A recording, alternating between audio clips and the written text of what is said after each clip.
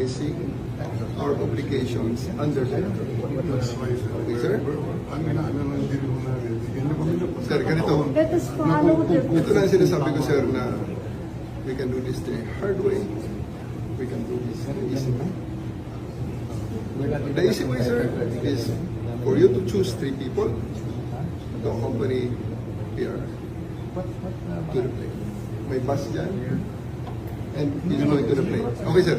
The hard way. What plane is this, sir? Ma'am, chartered flight. Chartered flight Okay. from? So we need hard to way. know. We The hard- need to know ma'am, where you're ma'am, bringing our ma'am. president. Ma'am, the hard way. Sir, we need to know. Please give Ma'am. us information Makinig ka muna, ma'am. where you are bringing Wala sa pay grade ko yan, ma'am. Tagalogin na natin. Sabihin nyo kung saan siya The dalahin. hard way, Kung the hard pakisagot way, po kami. the hard way is for me to